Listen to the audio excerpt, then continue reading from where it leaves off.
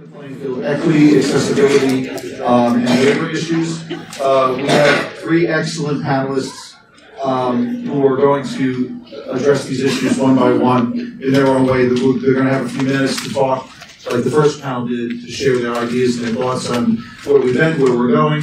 And then we're going to have a couple of questions by in between the panel, then we're going to go to the audience. And in this panel, we're going to be spending most of our time talking with the audience.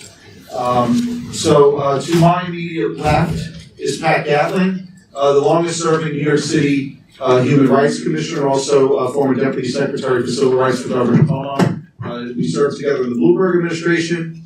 We practiced a little bit of law together. But she really is an expert in the ADA, the disability rights laws in the state and nationally, and also was a commissioner who got things done.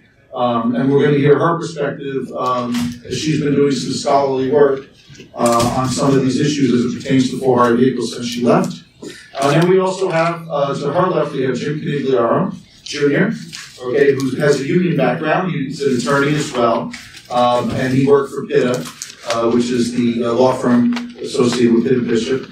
And Jim now has this new entity known as the Independent Drivers Guild that he has formed to actually deal with Uber on behalf of the workers. So he's going to talk. He's a labor expert. He understands the laws at every aspect of labor organization, rules, grievances, but also understands this industry. He serves on the Black Car Fund board and understands the industry is responsible for providing workers' compensation with the fund to many drivers who before the fund were not able to get workers' compensation insurance. And last but certainly not least, we have our good friend Edith Prentice, the chair of the Taxis for All campaign and president of the 504 Democratic Club. When I was at TLC, we always relied on Edith to tell it like it is. She's a disability rights advocate. She's been involved in multiple organizations over the years and is still fighting the fight. And she's really going to take you from the beginning to the end on this movement involving accessibility in taxis. So without further ado, let's give a big round of applause for our panelists. And we'll go left to right. We'll start with Pat and Jim and then Edith, and we'll give each of you 3 to 5 minutes to talk about what you're up to, how you see and define the issues, what the solutions are, and then we'll open it up to questions. Okay, I'll be a big picture person. Transportation equity is a civil and human rights priority. Access to affordable and reliable transportation widens opportunity and is essential to addressing poverty, unemployment, and other equal opportunity goals such as access to good schools, health services, and good homeland. An alarming result of the proliferation of TNCs is the undeniable impact on people with disabilities, senior citizens, underserved communities, the environment, social and corporate responsibility, and the labor force of the so-called on-demand sharing economy. And just quickly, the TNC business models have halted progress in achieving accessibility in public transportation for people with disabilities, including seniors. There's no mandates for disability access. They provide inadequate servicing to low-income, minority, rural, unbanked, and technologically deprived communities. Uber and Lyft have no mandates. There are no laws with regard to whether or not they serve certain areas.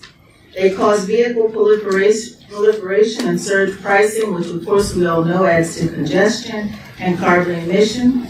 And just a little fact that came up that I found very alarming. We updated since 2016 and we found that there was over 1.5 million pounds of CO2 in 2016, and now it's roughly 2.6 times that much, and it's over 4 million pounds of CO2. So, we're breathing unhealthy air, and sooner or later New York City will end up like China, if you've ever been there. For the social and corporate impact, lack of social and corporate responsibility, they don't pay the taxes. They don't pay the taxes, they don't pay the fees, and they're going to bankrupt a lot of smaller communities who refuse to opt out in New York State. And the so-called sharing economy simply doesn't apply and doesn't exist. And so As far as my human rights and civil rights experience, I just say that lack of equal access. Not only do we have discrimination, but we have a model that will eventually bankrupt not only the taxi driver, but small communities who rely on these taxes. Thank you, Pat. Jim? Yeah, thanks for having me. My name is Jim Canigliaro. I am a Chief of Staff, Nation Territorial Machinists Union, and we formed, as the Machinists Union, the Independent Drivers Guild. And just a quick bit of history, because I don't want to take too much time on it, but the machinists have been organizing black car drivers since the late 90s. So 1996 was the first campaign to actually organize a union with black car drivers in New York City. That's obviously before any TNCs came. It was just traditional black car work that typically bought franchises to participate in a company that had a contract with Chase or various different things. For years, drivers organized and they tried to come into unions, but we struggled. And we struggled to get strong agreements because it was a race to the bottom. You'd have an agreement with one company that provided for, in some cases, health benefits and health insurance, and another company would come in and just underbid you at the next bid for a big bank or a law firm. So we struggled throughout the years to really get drivers under one umbrella, to really fight for change in New York City. And that's where the idea for the Independent Drivers Guild came from. The idea was that we would have an industry-wide organization of drivers. And a part of that, and a decision we had to make at the Machinists Union was, do we do the same fights that we did for years? And do we continue to fight against companies, and do we continue to file lawsuits against companies?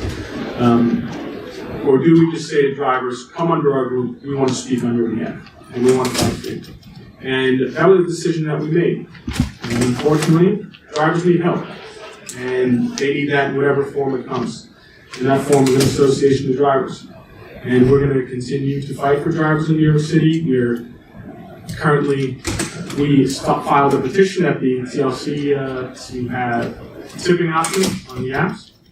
That eventually came through. Unfortunately, last week we decided to implement it the week before our hearing to get out in front of it. But we are fighting for workers. You could see that they need help. When Uber came on the scene, the advertisements were make $100,000. Last week, there was a commercial that said, get your side hustle on. So you could see the shift from the amount of dedication they've had to their workers.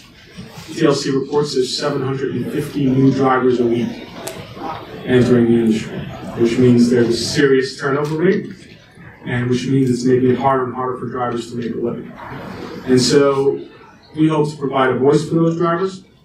Part of that voice is to represent drivers that have been deactivated at Uber in front of the AAA, which is the American Arbitration Association. We have monthly meetings with a group of drivers that sit across from general managers, although they seem to be retiring and leaving faster than they can come on. But we do have those meetings there as well. We're also opening up next month our first group health insurance program for the drivers. So we're trying to move the conversation forward while the government tries to figure out what classification these drivers fit in, independent contractors or employees. We're going to do the most we can right now to try to push that forward for workers. And that's what we're doing. Thank you, Jim. Edith? Okay, I'm going to start with a question. How many of you, unless you all have portraits in the attic, remember Symphony or A Ride for All? Do you realize that there was no accessible public transportation in New York City until 1984? When the governor signed a bill that included the subways for the 100 key stations, lists on buses, and Access-A-Ride. We're still fighting the Access-A-Ride fight, not so much the buses, and the trains, we're still fighting that side. There have been a lot of issues, but I think it's really important for you to realize that, now I have to go to the notes, because there are too many numbers to remember. I'm sorry. We had, in 04, when there were 12,187 vehicles, there were 3 accessible taxis. 27 medallions were sold that fall. In 2010, there was a designation of the 2,000 green medallions to be sold, of which 1,600 are still in a vault at the TLC, being used financially, imaginatively, to fill holes in the budget each year. In 2011, we have the famous Judge Daniels lawsuit. The man is escaped as far as I'm concerned. At that point, there were 231 accessible vehicles out of 13,237. Now, the Green Medallion law brought in the frozen zones, which is a problem. So there is no, I can be standing at Essex Market trying to get an accessible taxi. Dozens of Greens are coming over the bridge. They can't pick me up because it's in a frozen zone. And believe me, there is never an empty yellow lane at Essex Market. It's really important to know that while you're all happily talking about shared rides, that is yet another barrier for the disability community. The taxi I have to tell you, this is so refreshing. I have never been met in a taxi group with so much support. We fought for years, and we were rejected by the Yellows, by the livery, by the TLC. I'm sorry, Matt, you once said, wouldn't you rather be picked up by home than by a street hail? If I were home and needed a vehicle, maybe that would have been the issue. But if I leave here and have to go to my next meeting, I'm not running to Washington Heights to go home, to call for a trip, to go somewhere else. It's not a model that works for us any more than it's a model that works for the rest of the group. And I think it's really important to be aware of that. It doesn't work. There's very strong issues about shared rides. In Taxi of Tomorrow, you get one seat, one passenger. Jean Ryan often talks about her grandchildren. What you gonna do? I guess the baby gets charged the roof. The older boy gets the front seat next to the driver. The seat falls down when we come in. And you know, technology, I love to swipe my own credit card, and I love to put my own taxi tip in. I think it's an embarrassment that we can't swipe a card and we can't put our tax ticket. We've discussed this a million times. Put a damn second thing in the back where we can reach. It's not brain surgery, but it doesn't seem to be working. There are lots of issues along this. We had to explain to Nissan to put handbrakes in. A handbrake. You know, just imagine sitting in a wheelchair in the back of a yellow taxi, which, let's face it, has no suspension. I've ridden to Albany in yellow taxis. I feel like I have whiplash when I get to the top. There are lots of issues, and I ask for your awareness every time you call for an Uber. And don't forget, the Uber is cheaper. The yellow taxi is more expensive. We cannot travel with friends, and you know, we do date. Believe it or not. We even have sex lives. But you know, it's important to realize those are issues that seem to get lost by the wayside. The assumption is we don't have real lives. We don't work. We don't have anything like everyone else. And it's important to realize we do. Particularly more so. The number of, although it's not a tremendous number of people in the employment market, we are still like the worst underemployed group. Even people with graduate degrees, etc. It's a tremendous problem, but we do all those things. And we do it with great reluctance from the community and from the industry. And I'm just really thankful for the awareness of the industry. And let's face it, we all know it was Judge Daniels' decision. When that 50% ruling came down by 2020, the shit hit the fan. Let's be honest here. It's like, oh God, we have to do this. How are we going to do this? Instead of for years being, no, you can't do it, you can't do it. And I think it's very important to realize this is a very quickly growing industry. and very quickly social demands that we have to meet. Otherwise, we will continue to be a cost on society that is unnecessary and not helpful. I believe we have a lot to contribute, if nothing else for bringing you. So I would hope that you would consider these issues. Thank you.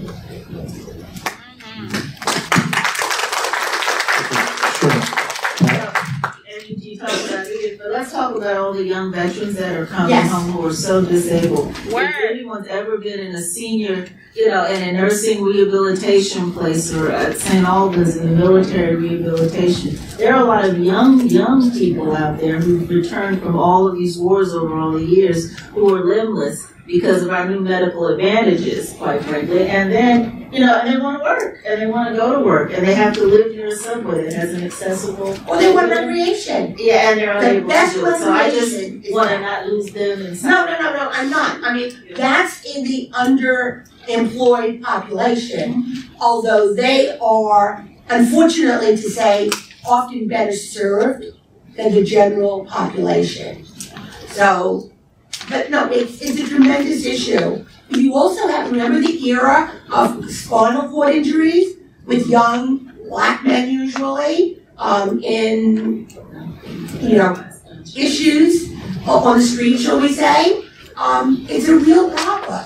And if you are at any disability event, you will see the very shocking, people think of old white people when you think of people with disabilities usually.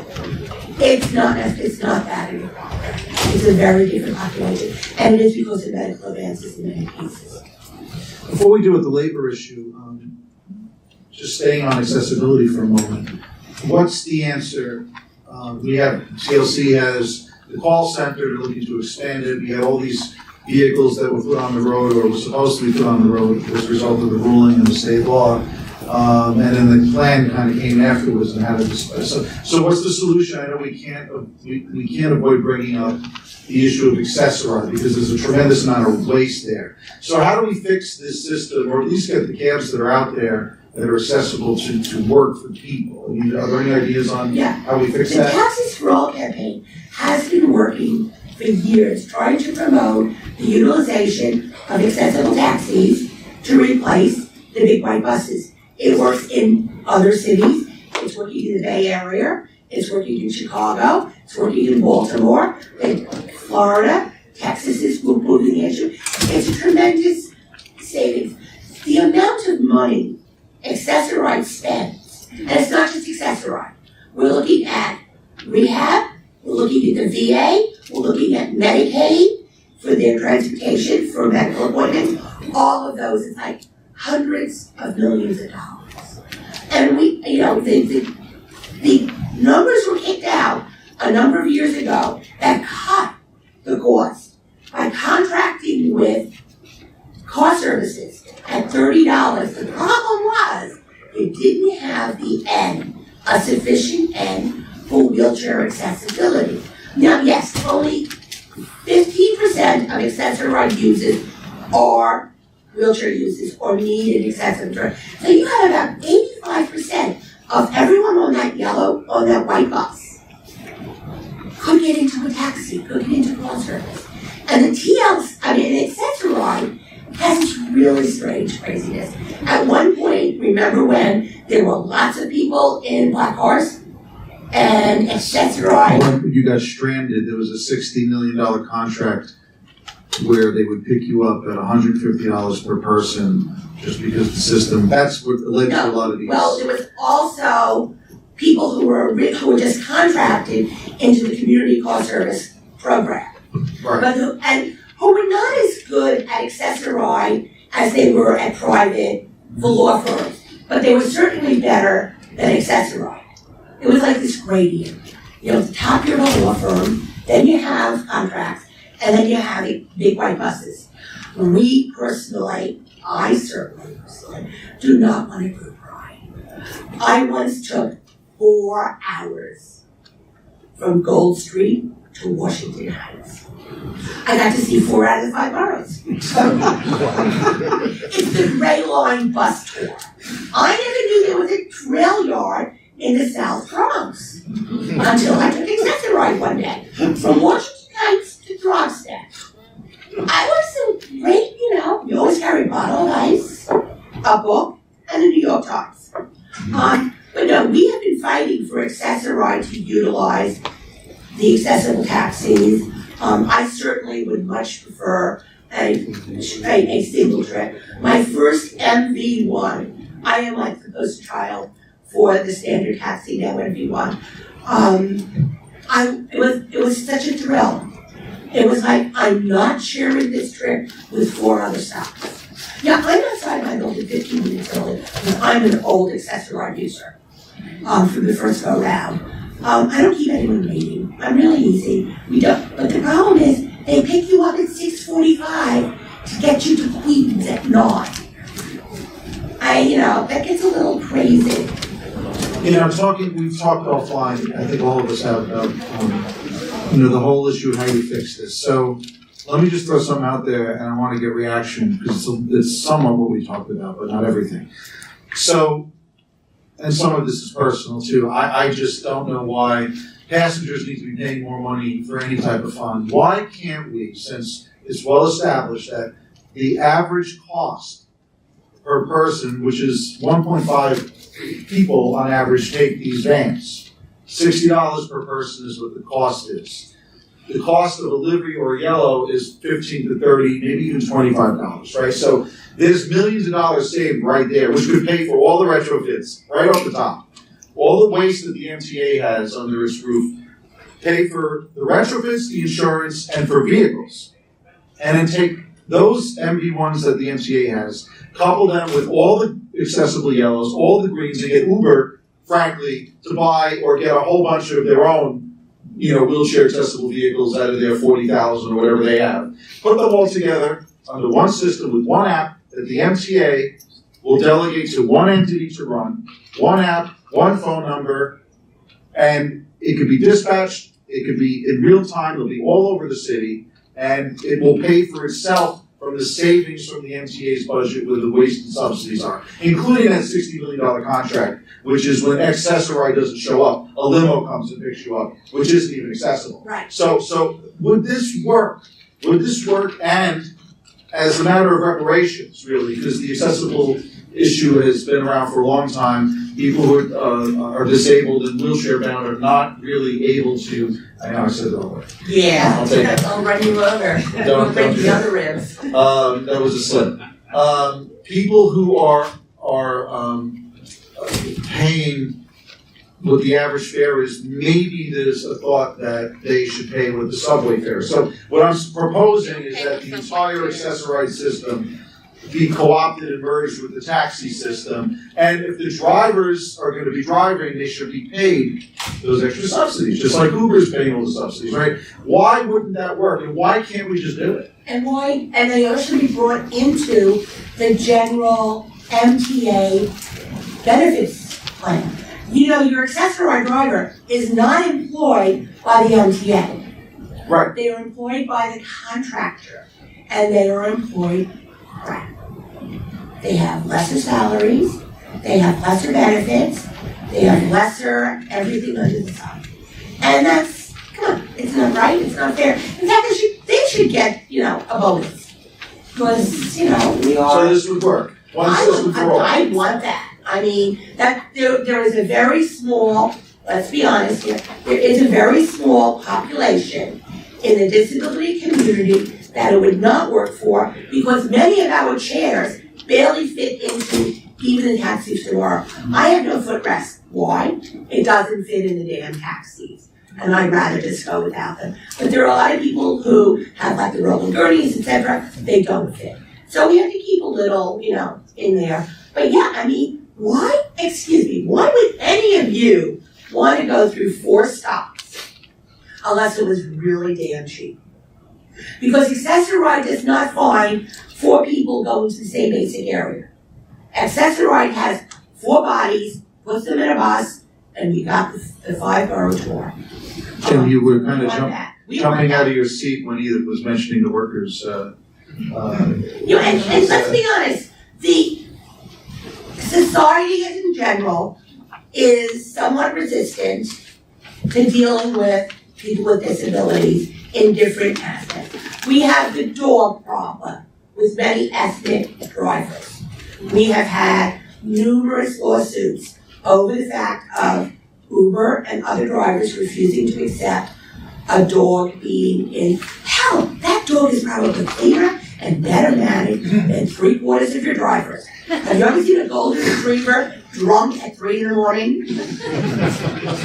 I rest my case. Okay, anybody have any comments on, the model? I mean, this actually brings up, Edith raised the concept of employee drivers. Does that make sense, or is the independent contractor model okay for this? That's one of the problems, that independent contractor really doesn't exist in drivers. I mean, in one study, I think in 2016, Uber reduced their fares, and because they reduced the fares, the cost went on to the drivers, because the drivers couldn't even make them. They went to 50 cents, and the government said you need 54 cents a mile in order to make sure that maintain your vehicle and to make a profit. And they're not making a profit, and that's why they're turning over in 60 days, I think the drivers, they say, I think 60 days is about the average now. Yeah, so the independent contractor inflation is really the main issue with Uber drivers, whether, and there's a few problems. If you're an independent contractor, you don't have access to traditional benefits. In New York City, we're lucky to have the Black Card Workers' Compensation Fund, which was created to kind of fill that void for workers' compensation. It's the only fund like that in the country. So I guess the question is, do we stick with a model like that on a surcharge-based model, which if you look at your Uber receipt, you'll see a 2.5% surcharge on the bottom. That goes to the Black Card Fund in the event the driver gets hurt, their medical bills are paid, and their leave is paid at the same levels as a New York employee would be for workers' comp. Can we do the same thing for employment insurance? Can we have a surcharge-based system that provides subsidies for health insurance? And these are the things that we need to start exploring. And it is a problem in the ride-hail industry, but this is a issue across the whole country, everywhere. People that work off apps, whether they're makeup artists or cleaners or residential cleaners, the growing amount of work that is contract and freelance and independent contractor work is growing faster than any segment of the world. So really, the Uber world, the TNC world, is a real opportunity for us, especially here in New York City, to build a model that can support this new type of work. I talk to a lot of workers, and I'm going to be conservative and say 75% of the drivers I talk to don't want to be employees. And you can blame that on them not knowing the full repercussions of it, or millennials not really giving a crap. Whatever the reason is, the workers that are doing the work don't want to be classified as employees. So it does a disservice to them as a worker representative to go and fight for something that they're not really asking for, that it's really just think tanks and political people that want to make this fight. It's better for us to put our heads together, and like I said, in New York City, where we have the capacity to do it, let's come up with a system that can fill those voids. Whether it's unemployment insurance, workers' compensation, which we already solved, providing health insurance for drivers, whether it's through surcharge-based or contributions from the TNCs themselves into a benefit fund for the drivers. And let's start experimenting with these issues as we move forward through. And we need to do this fast. We need to try and fail at these things as fast as possible, because the workers that are out there today, 60,000 of them are raising families in New York City, are without any of those benefits. And that's a problem for us. Where do you think it's going to go? I mean, do you think we're going to see more of what you're doing with the Machinists Union, where outside of the lawsuits and outside of the model itself, that there'll be a workaround where groups and unions and the AFL-CIO in this industry and other related industries will start providing the traditional benefits that unions provide without going to the employee model? Or do you think that there's going to be some other change to the legislation over the years? Like some of the stuff that's happening in New York City, with the paid leave and, some of these laws which started with the living wage law years ago. One had suggested that we'll have a new model somewhere in between full employment and completely independent contractor, where we have a part-time or a gig worker model where the legislature recognizes a certain amount of benefit opportunities, even if you don't want to work full-time? Where do you folks see it going in terms of the next 5 to 10 years? So this industry and in general. Yes, there's two parts to that question really, is the union side of things. Where do I see unions and representing workers? It's a much bigger question, I guess a different panel, but private sector unionized workforce is under 7%, it's the lowest it's been. And unions have to start being more innovative to protect workers. In New York City, there's 60,000 workers. And the idea that we as a union would have to go and fight for 10 years in lawsuits just to get the right to eventually one day collect the mandatory union fee so that I can then represent them is a broken model. And so unions and worker organizations have to continue to exist to benefit the workers within it. And that's whatever form they'll come in, right? As far as creating a new classification, which has been something that's talked about a lot, kind of a hybrid third classification. So you're not an employee, you're not an independent contractor, you're, in the United Kingdom, they call it a worker who's entitled to certain benefits. That's one way. My opinion is that what could be done is that you say you get it by industry. So a ride-hail driver is an independent contractor if that company provides A, B, C, D, and E. And those things could be the levels the things that we talked about. The TNC has to pay into Social Security. They have to pay payroll tax, so they have to provide unemployment insurance. And you can list out various levels of benefits that worker is now entitled to get, and they still retain their independent contractor status. There's different things we have to do, but I think the biggest thing is we have to really start trying to do these things before it gets there. My concern would be, I started professionally as a geriatric caseworker. I did 15 years as that, and I do think of it as doing.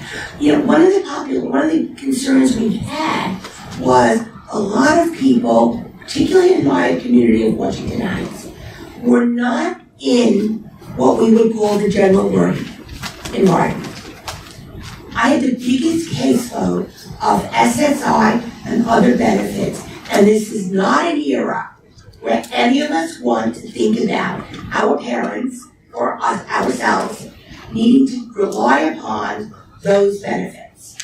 When they're talking about not paying for nursing homes, when they're talking about home care, equipment, etc., this is a time where you better save every penny under your mattress. And I think it's nothing. I really would hope something changed dramatically in the next 5 years, but I don't see it happening. And that scares me a lot. I think that people are not, doing the long-term look, like your people who say, I don't want to be a union, I don't want to be an employer. There's nothing more secure in your life when you have a major catastrophe as knowing you have short-term disability and you've got a good payment record with Social Security. And I can't even talk to my youngest brother about this, who's in his 40s. It's like, nothing's gonna happen. I'm like, okay, fine. But, unfortunately, things are gonna happen. The streets are crazier. More and more vehicles, people are getting injured. We did 4 cyclists in the last month and a half. People are getting older and living longer. And that is which definitely an means issue. accessibility is now becoming a real thing that needs to be. Have you looked at how many scooters and stuff you're seeing on the street and in the subway? It's a dramatic number. It's a dramatic increase. And those people all could be customers. Think of it. We got money, we got American Express cards, and we're dying to swipe them. Give us the opportunity. Before we go to audience questions, last topic, leveling the playing field, equity between with the passengers and the drivers, right? So we've heard, the FCC fined Uber $20 million for misrepresenting earnings. There are $100 million settlements on the West Coast for extra matters of alleged control that Uber's putting on some of the drivers, right? The tipping issue may be something that's neutralized, but the rating system, some of these things have been criticized, and we recently had, I know Gil, brought up this issue as well, the whole conveniently keeping the sales tax surcharge when Lyft is going, interstate, and because I guess maybe the technology high-tech company couldn't figure out a way to get it off, so they just left it on and collected it. And, the complaints to the Attorney General about fees being pocketed out of the drivers' pockets. I mean, what do government officials need to do, in your opinion, both to protect the passengers and the drivers in these industries in terms of leveling the playing field? Should somebody step in? Is the Attorney General doing the right thing? Is that the only answer? What are some of the issues that affect the workers and the drivers right now? And obviously the sales tax issue affects the passengers. The passengers should have been paying less money, right, with that whole alleged Lyft scenario. So what are some of your thoughts on that? And then we'll go to some audience questions. So yeah, the biggest thing we see right now is upfront pricing. And so anybody, you go on Uber, you punch in where you're going, and it'll tell you it's $45 to get to a point, based on an algorithm. And the problem is Uber has now changed the way it pays the drivers. So it'll be a rate per mile per minute fare. Turns out it's cost the driver, or the drive actually costs $35. And so Uber will pay that driver the $35, but keep that extra cushion at $45 that they took there, which amounts to a much larger commission than drivers signed up for. And so to alleviate that, Uber recently took that language out of its agreement, and now there is no longer commission. But they let you see what they charge the customer, so you know how much they took from you. But some of our calculations have been as high as 40% that has gone back to the company. So the question is, there's a varying amount of things you can do. You can raise the per mile per minute, which allows the workers to make more, but that doesn't solve the issue of, at some point, when one of these companies drops their prices low enough and gets everybody else out of the industry, that they don't then raise those prices, and they are now collecting much more higher rates than they are now, and that extra cushion is now going completely to our venture capitalist companies that are now running the city. So that's the problem that you get to. So you have to, I say, raise the mile per minute to a livable wage, and also cap the amount commission-wise that can go back to the company, which would, in essence, protect the passengers as well, because they're not being hit as much more than drivers getting paid. What I think of with drivers, one other thing is, Uber gives them loans or makes it possible for them to buy these new cars. And so when you go to Uber, you can't use your 2010. You have to have a newer car. So then drivers are going into debt with new cars, and oftentimes Uber is the backing because they don't have the credit in order to go and secure their own vehicles. So Uber's making money off of that also. So not only are they making money off of the driving, they're making money off on the back end with the loan. And to me, it almost seems like there's some legal issue here. This might be tying. and we may have to go to the Attorney General or something about that. Well, I think, that whole concept of the leasing arrangement and the money coming in to pay off the leases and people wanting to leave or can't. And no due process for the workers, they can drop them. And before we go to the audience, we need to keep an eye on, I think, if we're here next year or 2 years talking about this again, I think the big issue is the bigger picture of all these things going on a broad scale with some of the changes that are happening at Uber now, but really the fact that Uber is simply not profitable. They lost $3.6 billion last year. Obviously, the board is quite upset with the leadership. They're going to be making some changes. But one thing that is not going to change is that these companies need to be profitable at some point, or at least show some type of real valuation or path to profitability. So what does that mean? I mean, basically means that Uber, Lyft, Get, all these companies via they're all going to engage in price wars. What does that mean? Great for the passengers. Passengers finally will have all these different choices, yellow livery apps. What does it mean for the workers? Which tees it up for the next battle, of course, is there's a lot of people that have been brought to the industry. So, the big problem Uber is facing now, and Jim can speak better to this firsthand, is that, a couple of years ago when they first came in, it was motherhood and apple pie. You come in, you're a driver, you're working less hours, get more money with the surge price. then you balloon to all these drivers, you can't pay all the drivers the same amount, you're not getting the same level of work, so their living wage goes down. And so I think you're gonna see two forces. The forces of competition, passengers will benefit, workers are gonna be hurting in every respect, and what can or should the government be doing about it, or whether the unions will pick up the mantle, or organizations, unions providing union-type benefits without actual unionization. So those, I think, are some of the big issues to keep an eye on. But I think we've spoken long enough. We do have time for some questions. So, yes, do we have the microphone somewhere? You can use this one now. Good morning, and thank you for your presentations. I was a little surprised to some extent in your answer. You get a question, Mr. Conigliaro in particular, just in the interest of full disclosure, I and my firm represent management in the black car industry in a good extent, including we're counsel for the Black Car Fund, Schlamstone and Dolan. In any case, you get a question about where things are going to be in 5 years, 10 years from now. I was a little surprised that nobody on the panel has mentioned the possibility of automated vehicles. Sure. It seems to me that, I thought something very interesting you said is that the drivers themselves don't want to be classified as employees, they want to be classified as contractors. And so you have an ear, as to organizing the drivers and what they're thinking.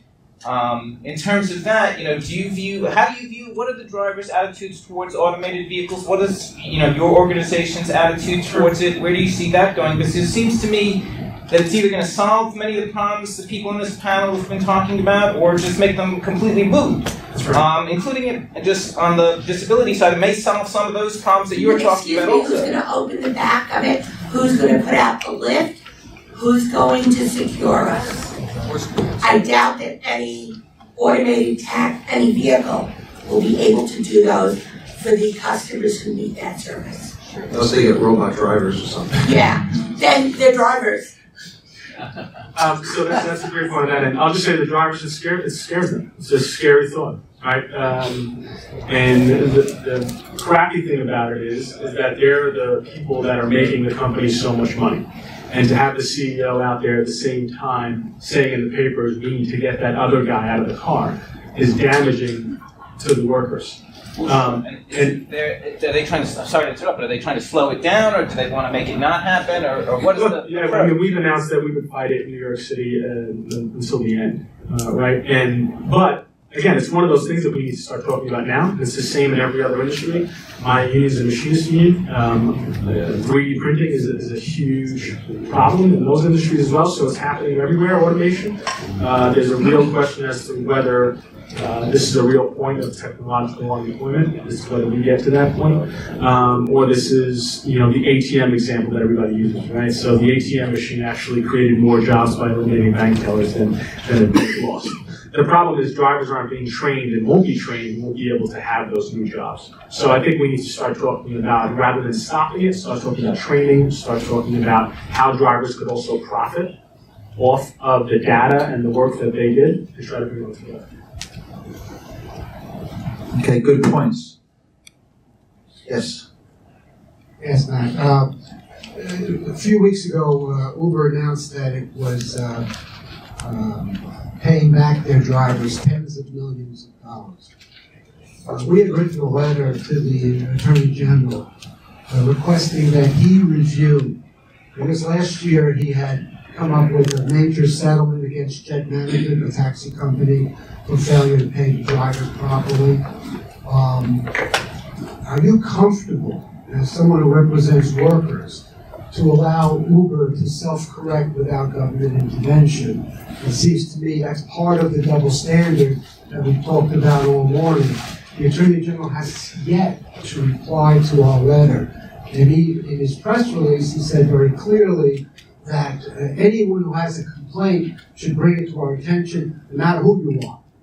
So the question is, can we allow Uber to mark its own test? Right, so calculate its own losses to hand out to the drivers, right? So, yeah, it's a problem.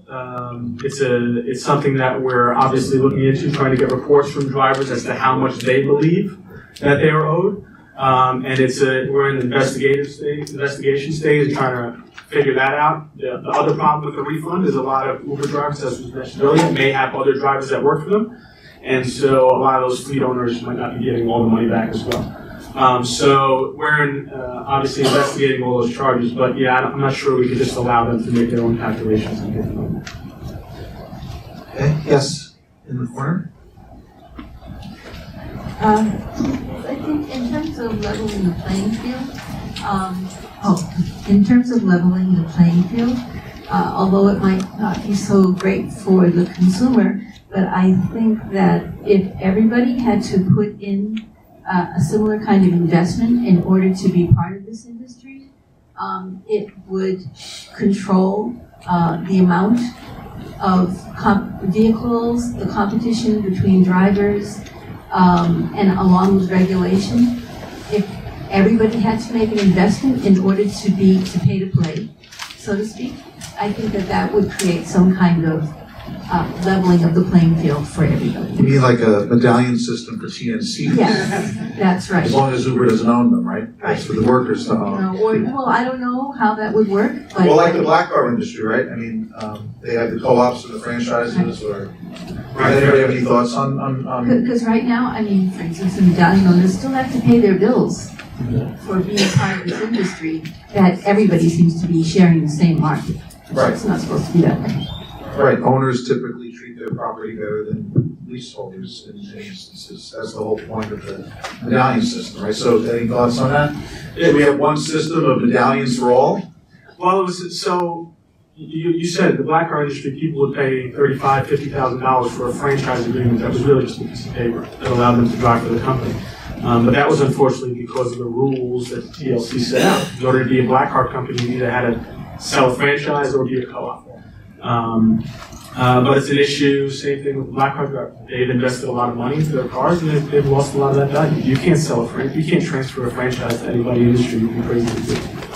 So it's a good point. I'll just acknowledge the point and see that as a problem. Yes, sir. As a veteran of the four-borough drive with my late wife, who took Accessorize extensively and was able to continue working on account of that, there is some good news in Kansas City. Kansas City has outsourced their paratransit service to Lyft. Lyft has to guarantee to have all of their cars be accessible, not just for paratransit passengers, and they're being subsidized to an extent for their rides. So I'm hoping that someday New York City will come to a similar conclusion, whoever they outsource it to. I'm not making I'm not deciding for anyone whether it should be Lyft or Uber or the taxi services, but that can be done, and hopefully you can get the political power to push for that. As far as the green taxis not stopping in the middle of the city, I was standing on 67th Street and First Avenue outside of Sloan Kettering. Late in the afternoon, all the yellows were filled. The green did stop by, told me he can't turn on the meter, but he will gladly give us a flat rate ride. And of course, I broke the law and took the ride because my wife needed to get home. So, all the best of it. I have to say that I've always loved the fantasy of enforcement of car service. Anytime you're at a bus stop for more than 10 minutes, you get at least 15 cars beeping. I was so excited one day recently when I had an accessible yellow cab coming past me, an empty yellow accessible wave coming by me, and the guy beeped at me. Do you want my ride? I haven't had a car beep at me since 1991. And believe me, if I were not going 4 stores down, I would have grabbed that guy. And I did consider grabbing that guy and going around the block a few times just to reward him. And one more thing, if I may, with respect to the accessible taxis that take wheelchairs. They're not all one size. Some of them are way too small to take a wheelchair. Others, the way that I worked around with my late wife was to call up and ask for a taxi that could take at least 3 riders. Only then could my wife get in with her broken foot in the wheelchair. I did mention that earlier, that part of the problem with the waves is that wheelchairs are not universally sized. I remember sitting in the side loading yellow accessible taxi and having to be riding sideways or even with my head going through the window, the plexiglass window, hoping the guy didn't hit a pothole or stop quick because there was going my kid. Yeah, it's unfortunately that we had a long, hard fight with the taxi for tomorrow, with the TLC, with the mayor, with the design commission. It was not what we picked. It was what was imposed for a 10-year contract signed by Mayor Bloomberg. And the bottom line is, it's not what anyone would have picked. It's just a smidge too small for many chair users. Well, that's part of the problem. They haven't kept, the ADA has one set standard, but chairs are different now. ADA doesn't have a standard. But That's the there's issue. supposed to be a certain width, and they need to be wider, and they need to, and they're just not keeping up with what technology is, because now mobility is. The average wheelchair, this is the contrast with London. London has been fully accessible since 1989. They have very few power chairs in London. When I was last in London, I got into the cab with my head like this. And this is not a particularly tall cab. So there are issues with the automotive industry that need to be resolved as well. Okay, we have time for 2 more questions. There's one over here and there's one there. I missed it. Yeah, so I'm sorry, nobody can really see me. So my name's Iman Rabawi, and I work with the New York Lawyers for the Public Interest. And we coincidentally had a meeting with MTA and Access Right officials yesterday. And they said that, number one, they get the design not from any U.S. countries. They just do it manual. They do it based on whatever the ADA requires, which is kind of crazy to me, since what the ADA is requiring is technically not actually working for anybody, but that's what they're doing. And they also said, based on the Scott Stringer report that he quoted up there, that it's $85 for one person per ride on Access-a-Ride, but $16 in one of the taxis. So that shows how much money they're wasting, which is approximately $478 million a year. That doesn't work for anybody. And going back to what Edith said, I've only been an amputee almost 4 years. I didn't think that I was going to be. So nobody is exempt from becoming part of the disability club. It's like Hotel California. You're fading out, please. Oh, am I? I don't know. I can project. Don't worry. I've Much got a better. good mouth. I think one of the misconceptions is that nobody can join the disability club, and everyone can join. I promise you that. So for Access-a-Ride not to actually work when we are paying customers and the city gets subsidies to improve it is crap to me. And so I'm trying to work with Access-a-Ride and the MTA to make it better, and hopefully I can through my job, which is around disability justice. So hopefully there will be more accessible cabs in addition to making the Access-a-Ride better. And we'll see. They have a whole bunch of promises. We'll see what happens. So. Thank you. Any comments from the panel? Any question? Okay, last question. Thank you. My name is Mel Cloud. I work for an organization called Transit Center, but full disclosure, I'm a former yellow taxi driver. And I hate to go back to labor from the ADA question because it's also very worthy, but on the upfront pricing piece, doesn't that immediately make drivers into employees?